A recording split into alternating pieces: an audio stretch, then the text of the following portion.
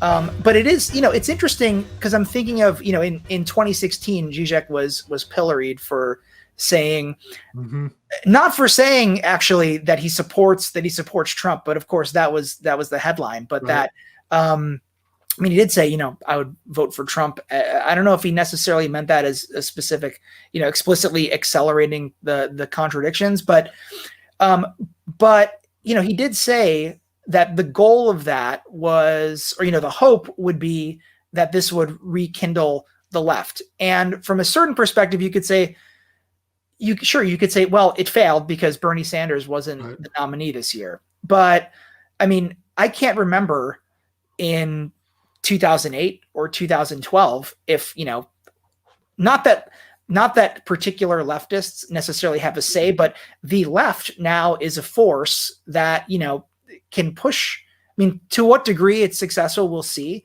But I mean, even like the question that there would be pushback on, people who Biden is considering for his administration or for the cabinet, or that these names have to be floated first to see the reaction on the left, is itself, it's the project still has to go on. But I think that is a significant difference already from 08 and Obama. So I don't know if we needed the 4 years of, in a certain respect we did, in order to mobilize more. But, there are having said that, there are a lot of people who voted for Biden, and as of, January 20th, 21st, they're going to tune out of politics for, the next 4 years. Yeah, I think that's right. Like that there are well, look, I mean, there are definitely people like that. I know some of them, in personal and professional contexts, who've I mean, I certainly know people who've explicitly told me that, right? That they're going to stop paying attention to politics now. Yeah, right.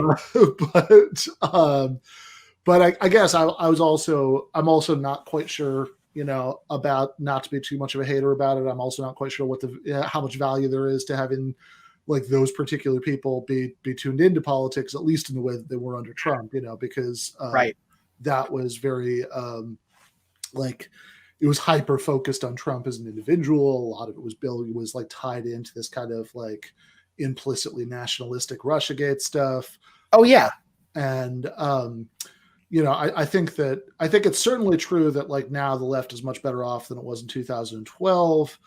I mean, I think a lot of that was already happening in 2016. I mean, look, I think that, Occupy Wall Street and then the first Bernie campaign, I think we're really sort of the beginnings of that.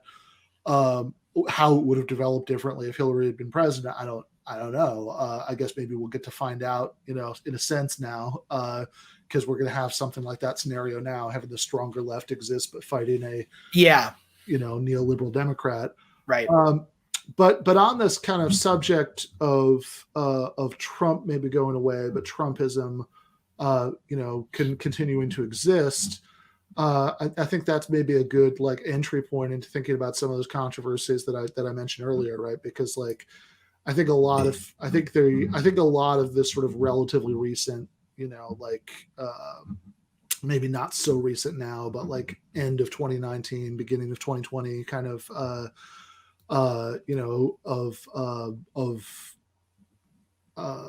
people slamming Zizek was about like a certain way of reading what he's up to and what he was writing partially about the rise of the far right. So so he wrote a book called Against the Double Blackmail. Right. And I think that some people were reading.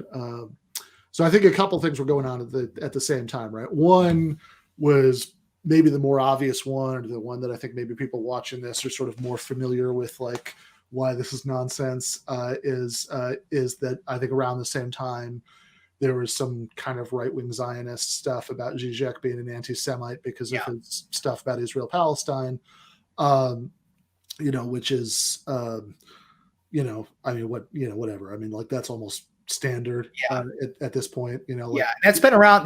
That's happened before with him. There was a recent, resurgence of that problem again, but that's happened before. Yeah. And whatever. I mean, it's what, I mean, it's the continuing, Jeremy Corbyn drama is about the same thing. And exactly. even Bernie Sanders, despite coming from a family of Holocaust survivors, got a little bit of it, during the election here. But then I think that some people were reading, like what he's saying in Against the Double Blackmail, as and other places where he's written about these subjects, as Zizek, sort of, being like against, taking in, refugees and or having some sort of like anti-immigrant or anti-Muslim, sentiment there, which I think is a misreading, but I think you'd probably be better equipped than I am to speak to the details of that. Yeah, I mean, I think that's totally your characterization of it is totally correct, but the accusations, I think, are totally unfounded. And I mean, I completely disagree with them. In fact, if people are interested in this, a friend of mine, Zahid Zalua, just published a book, I think it's with Bloomsbury, called Zizek on Race, and actually takes up a lot of these issues or misreadings. I mean, I can think of one example, and when he talks about like one example to counter this view, and he was talking about the limits. I think it might have been a talk on the limits of democracy, and he was saying about Angela Merkel's decision. Oh, when was this? A few years ago, to take in, I forget how many refugees it was, and people misread this point. He was saying, if you put this to, where he basically was asking, it was a question about democracy. Where does the agency, or where does the mandate come from for Merkel to sort of unilaterally decide to let in this number of refugees? Because if you put it to, he said, if you put it to a vote based upon opinion polls, the majority of people in Germany would probably deny it, or they wouldn't vote for it. And so he's been very clear. I think if you read him, in earnest, it's hard. It's difficult to misunderstand what he's trying to say. I mean, a similar thing happens with the accusations of anti-Semitism. I mean, he points out that. He coined this term that brought him, trouble from the far right, Zionist anti-Semitism. And, his point was that it's perverse that the greatest supporters, seemingly the greatest supporters of the state of Israel are fundamentalist Christians who, view the state of Israel as the precursor to the rapture, and who,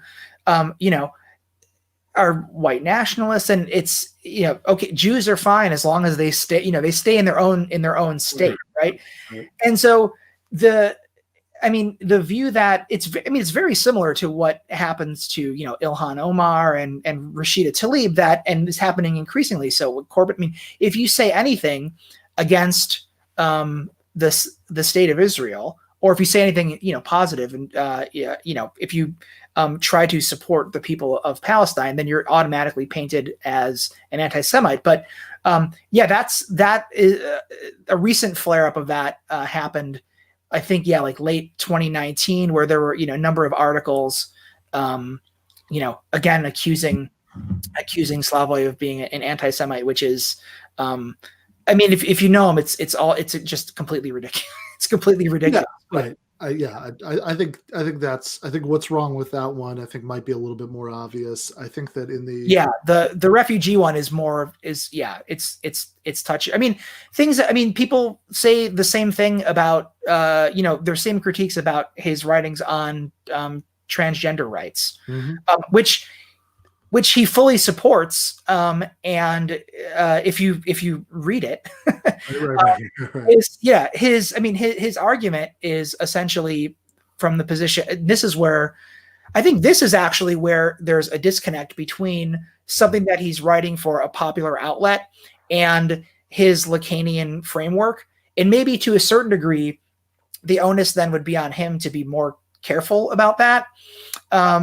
I'm sympathetic to that critique. But his argument is from the Lacanian position, like the idea of a sexual identity.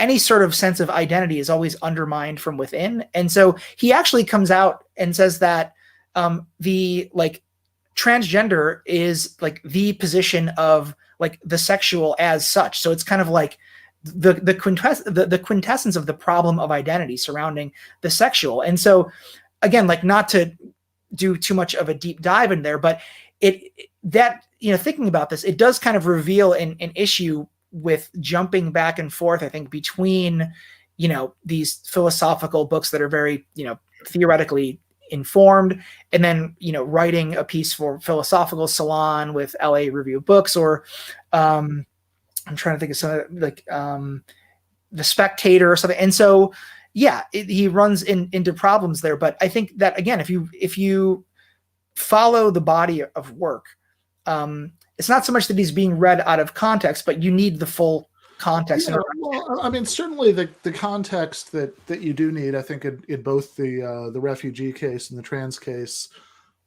is really, I mean, just a sense of like, okay, do you like this comment or that comment that he's making? Fair enough. And, look, right. I mean, maybe there's like, maybe there is room to, criticize either the, either just disagree or criticize the presentation, that is being too, sort of, like trying to put things too provocatively and not clearly enough or whatever. But the context that you do need is like the sort of simplest, like, I'm just going to like really put on my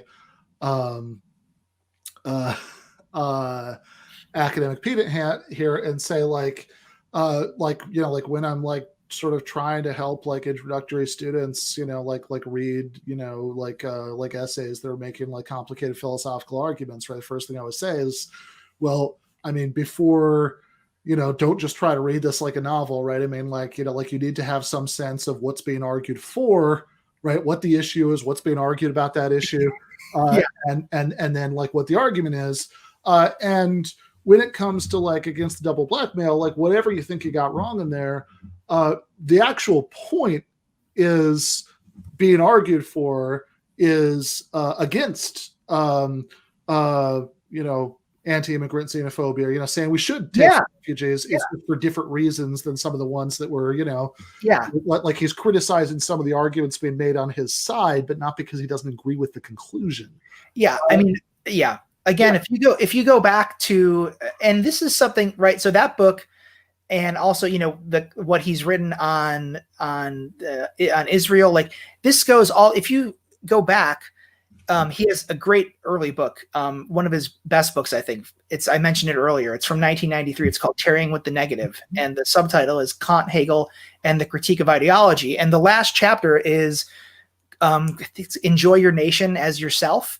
But it's a Lacanian reading, but it's a Lacanian reading of anti-Semitism as like the zero level of ideology. And he argues there that anti-Semitism is, and it applies, by the way, and he says that it's the zero level because it applies to anti-refugee, anti-Muslim sentiment, racism, xenophobia, that, it's the fear that the other, in the philosophical psychoanalytics, like the other has stolen our enjoyment. And that's essentially what Trump was doing when he came down the escalator and said, Mexicans are rapists and they're stealing our jobs and Muslims are challenging our way of life. It's that, so there's a way in which clearly like there's a thread throughout his work. And, I agree with you entirely about the context that you need for that is that this is an argument, against these xenophobia, racism, sexism. Yeah, exactly. And like, even if you think he's giving, even if you think he's conceding things that he shouldn't be conceding in the course of making that argument, right. Fine. That's a discussion you can have. But like, you should be clear on what the actual point is, right? Like what side he's on, what he's arguing for. And similarly with the trans stuff, if even if he's saying that, given his, his read on the, Lacanian psychology, stuff, which is, whatever. I mean, I have no idea what I think about something, right? Like, but given where it's coming from on that, that he thinks that this idea that like, that there are these sort of like, clean cut, like sort of clear, sexual identities, that he wants to that he wants to complicate that he thinks that there's like some of the distinctions, Yeah. are thought out. And so, of course, I think sometimes people just see, oh, here's somebody who's not sort of approaching this the way we normally approach it, or Yeah. who's not making the argument the way we make it. And so, he's the enemy, go get him, right? Which is, by the way, just to circle back around, exactly the sort of image of the left that the Jordan Peterson's The World, feast on, and that I think he was trying to undermine by showing a sort of funnier, more relaxed, more intellectually interesting version of the left in Toronto. But it's the opposite of saying like what you say is on the trans issue. It's not like he's saying, oh, this is wrong, because really there are these sort of like eternal, correct sexual identities that are fixed by God, that being transgender is a violation of or something. It's the opposite of that, I mean, his position couldn't be further from Peterson's there. I mean, to come back full circle, but for some reason, that difference wouldn't be articulated if you just dismiss it as transphobic, in the same way that, someone like Peterson clearly is, transphobic, and on a level, an institutional level, right? Like, it's the issue that got him, that why he rose to prominence in the first place, was refusing to, acknowledge or to want to call the students by, the pronoun that they identify with, they want to be called by.